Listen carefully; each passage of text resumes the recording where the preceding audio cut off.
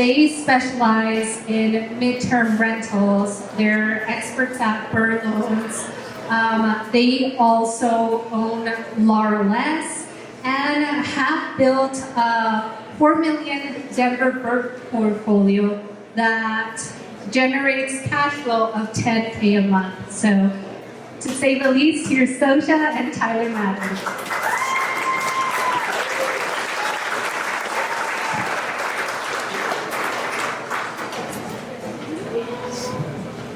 Good call giving me the wireless one. I'm a pacer. Like she said, we are Tyler and Zosia Madden. I'm Tyler. This is Zosia, my wonderful wife. We own and operate. I'm a general contractor, so I know we're here to talk about midterm rentals. I know we're here to talk about that specific segment of real estate investing, but we do all aspects of real estate investing. We own and operate a general contracting business where I've been working for retail client homeowners for the last 8 years. We've been investing for 3 years. I realized that we have a competitive advantage of doing construction, and we recently had the ability to get my wife the hell out of her W-2. How many people here have a W-2? Yeah, a lot. None of you have a W-2? Bullshit.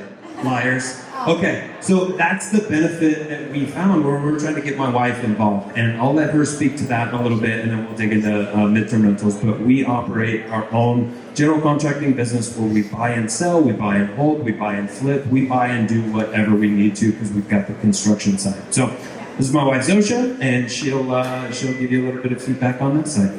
Hey, so I'm Zosia Madden. And yeah, as Tyler mentioned, the biggest thing is that for 8 years, Tyler's been a general contractor. He's always done residential remodels. And about 3 years ago, he came to me and said, hey, we need to invest in real estate. And we had house hacked before we knew what house hacking was. We bought a secondary home. And we did a lot of things before knowing what it was. And we had a lot of equity, which was great. And what Tyler didn't mention is that we tapped into all that equity in order to kind of really catapult what we now have as a pretty big real estate portfolio. And all during that, I had a W-2 job. We also had... And a baby. And so we decided that it was time to kind of really buckle down. And I think that oftentimes what people want to hear from us is how do you get your spouse involved and how do you get on the same page to be able to speak together? I think that it is something that not a lot of people can do, and that's fine. If that's not you, great. If you want your spouse involved, learn from this guy because he was very persuasive. He's been persuasive for 20 years. We actually went to high school together. Persistence, you guys. Persistence. That's what it takes to succeed. Yeah. But so I think that what we did differently is that we waited a while. We waited a while to get a dog. We waited a while to get married. We waited a while to get into real estate. And we kind of did things slowly. And I think that what to learn from us is that sometimes it's better just to jump in. Once we decided to jump in, and while I had another job, we kind of made it work. And the W-2 job was great. It helped us align for better financing. It helped us buy more projects. But what we did that was a little bit different was that we decided to buy 7 units all at once. So we bought a triplex and a quadplex while I was 9 months pregnant. Super crazy, 2021, we decided to jump all in. They were all value-add properties, which we really believe is the way to go. And I know that the last 3 speakers have spoken about that as well, right? You want to buy something that has value. Now, Tyler is the best person to ever see someplace with value and add to it and make it worth more money. He does that for clients, he does that for us. And then what happened was we were able to do it together. And so I think that we now have 11 midterm rentals, which is amazing. We're happy to jump into that a little bit more here in a minute. We still have a 7-figure residential remodeling construction company going on as well. And we have a 2.5-year-old. So we have a lot of things going on, and we continually do it together. And some days we love each other, some days we just like each other, but for the most part... Every day. Take it back. For the most part, this is what, doing business with your spouse is all about. Yeah, and I think there's a lot to be said about the value add component, and we're up here trying to talk about PERS, and we're talking about midterm rentals, where at the end of the day, a lot of us are trying to invest in Denver. Denver's fucking expensive, you guys. I don't think there's kids in here. Denver's fucking expensive, and we figured out our method for making this work is to do value add at a multifamily level. If we're trying to do value add and PER properties on a single family level, it just doesn't pencil. That's why a lot of guys are are out there flipping. We're flipping too. We're doing flips because single-family homes don't pencil as a per investment. So understanding what you're trying to get into, understanding what you're trying to get out of it, and knowing how to pivot and manipulate your operation to accommodate the current market and the current economic methods. That's where we've been for the last few years. So we've been out there buying and acquiring buy and hold properties on a multifamily level because multiple doors are going to make a higher mortgage make sense. Where single family doors and a high price mortgage, you can make that shit pencil. It just doesn't work. So we've been figuring out how to manipulate our own process internally and being able to maneuver this and pivot into an area that works for us. So on a cash flow method, long-term rentals, cool. Who ordered the fire truck? It's here. So on the cash flow method, we've been trying to figure out, we bought a triplex and we're like, cool, we're going to long-term rent everything. Everyone thinks long-term rentals are going to be, the method. And then we're like, cool, well, that's not going to check out because we spent $30,000 over budget. No, My bad. Try 80. We didn't go 80 over budget. We only spent 80 total. Okay. Work with your spouse, it's great. So we didn't go $80,000 over budget. I'm not that bad of a contractor, but we went over budget. And we're like, shit, how do we make this pencil? So we found a guy that was doing short-term rentals in the same area. He reached out to me on Instagram. He's like, hey, I'm renting the basement of my unit for like $120 a month. And I was like, cool, I have 3 of those. We can do that. And I was like, shit. Aurora doesn't allow, they don't allow short-term rentals, just like Denver doesn't allow short-term rentals, just like every other place isn't allowing short-term rentals. So we tried to reverse engineer, how do we make more than long-term rentals? We realized that midterm rentals in the verbiage on almost every city and county, they say anything less than 30 days is a short-term rental. And also for those of you who don't know midterm rentals, it's 30 days or more. So 30 days or more. So that's how we backed into it before there was a book, before there was a term, before there was anything. So we realized we could make about 2x, 1.5 to 2x on the rental amount compared to long-term rentals. So like, hell yeah, it's the happy medium between short-term and long-term. We can't short-term, so let's figure out our options. So you've created amazing systems to really maximize that. And we've got 11 units now where we just had to back into it to say, how do you make more money off of what you have? How do you juice what you have? You're given a certain fruit in real estate investing. Your job is to juice it whatever you can to make it the best producing asset that you have, whether it's a flip or a hold. We're focusing on holds right now. So you can talk a little more about the midterm rental side of things. Yeah, and I think it's interesting because when you look at midterm rentals, so I think a lot of times people hear fix and flips, you hear just traditional selling, traditional lending, and I think a lot of people are interested in, creative financing right now. And then you hear, short-term, long-term. Well, we found this sweet spot of midterm rentals. And midterm rentals really are the area where not a lot of regulation can hit it. You have 30 days or more. And really it was so funny because that triplex, I look back at myself and I kick myself. One, because if you ever look at our social media and look at the original pictures of this stuff, you're like, why did you buy that place? It was totally crazy. It ended up being a beautiful property, but you literally walk out the back door and you stare at Anschutz Medical Campus. So anybody's from here, it's like one of the largest hospital conglomerates in Denver. It's in Aurora, but so we have 3 cute little units. It's a 1,500 square foot property.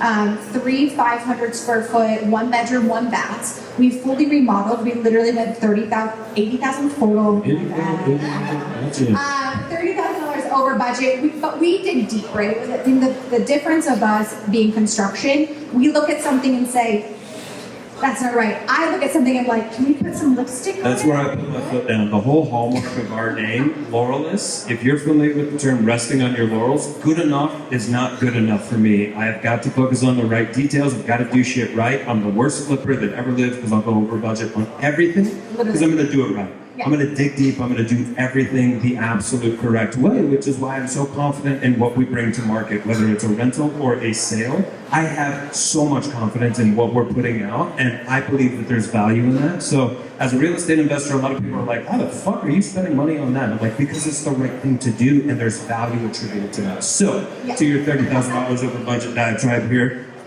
there's value there, and I'll let you finish. So we ended up having to replace a whole bunch of floor joists, replacing like windows everywhere, replacing like a full-on construction like LVL. You're welcome. Yeah, thank you.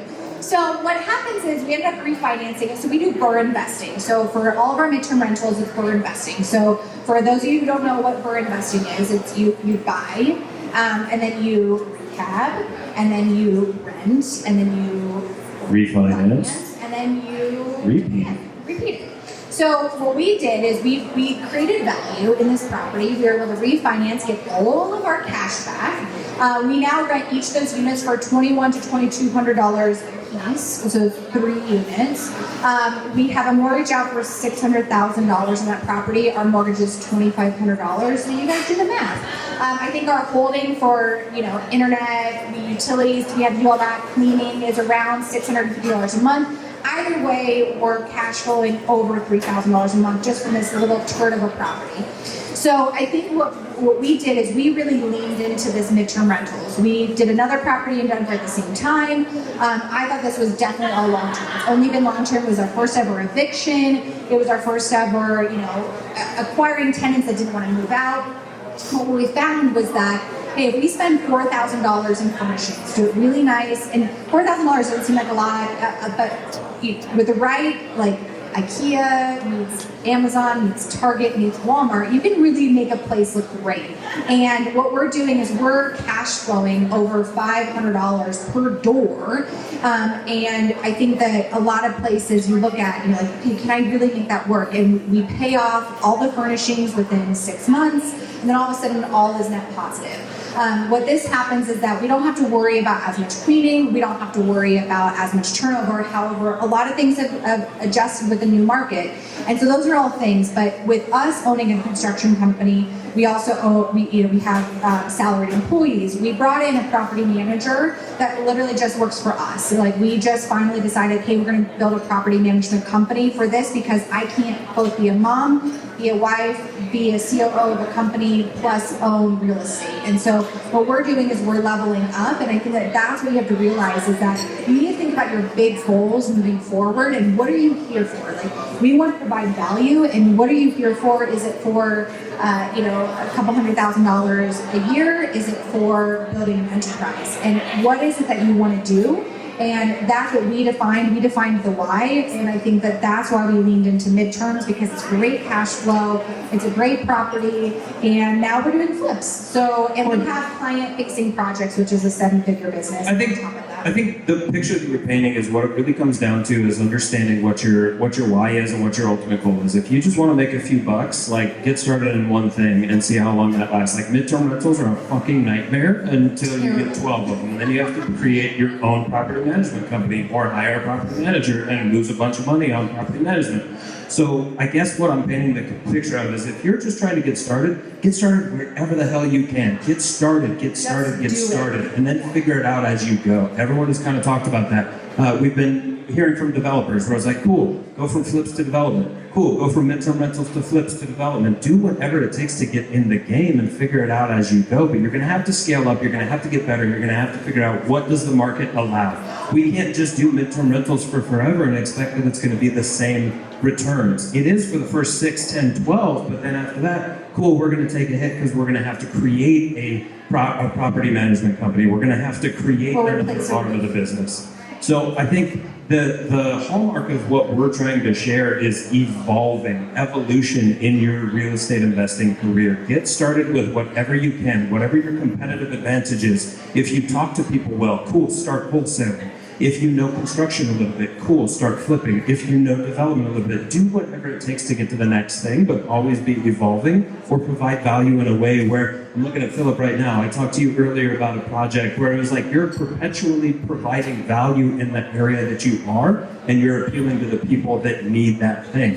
Figure out what people need in the real estate investing industry and provide that. I talked to Seth, another wholesaler back there. He's got a how many $1 million portfolio? 42-door portfolio. Where it's network, get to know the people that are around here, talk to them, tell them what you need, tell them what value you bring to them, and figure out where you can start. If you've already started, figure out where you go next. What's the evolution of this? So if I could put a bow on any of this, I would just say that it's an amazing opportunity to network and get to know people, get to know what their needs are, help provide what their needs are. so much will come back to you. Don't worry about what your needs are. It'll come back to you. This community is built on that. Jared, you painted the picture of providing value, and I'm so stoked to be here to do so. And that's what everyone in these seats should be trying to do, provide value, because it'll come back to you 5, 10, 20 times. I'm super passionate about that. Midterm rentals are cool. If it's in your wheelhouse, figure that out. Everything else, I think, is just like relationship based. So get to know other people here after we wrap up, like exchange information, find out what other people need, and see what you can provide for others. That's all we're trying to do here. And just have fun doing what you're doing. I think what I always tell Tyler, at the end of the day, we're doing real estate, we're not saving lives. Like, end up enjoying what you're doing. You might lose money, you might make money, but build relationships and have fun doing what you're doing, because we only have one life to live. Like, figure out what you want to do, figure out how you have fun doing it, and figure out the person you want to do it with, and continue building that enterprise or that legacy that you have, so that way you actually get to enjoy this, one spin around. Well, and to take that a step further, now that I'm 9 seconds over my time, I don't love real estate, y'all. I don't love investing. I don't love construction. I don't love any of this. I love the life it provides. I love the freedom I receive as a result of doing this. This is all a vehicle for me. Getting to know everybody and doing everything. Like, we're all on the same journey to enjoy our life. I don't care about construction. I really don't. I'm a GC because I have to be. Really good at I'm a real estate investor. I am. I'm a real estate investor because I have to be. Because I want to achieve an amazing life with my cool wife, with my awesome kid, and with all sorts of amazing people around us. So if you find that why, define that, you'll have a fire under your ass that you cannot put out. I advise all of you to find that fire, find that why, and pursue it. Thanks, y'all.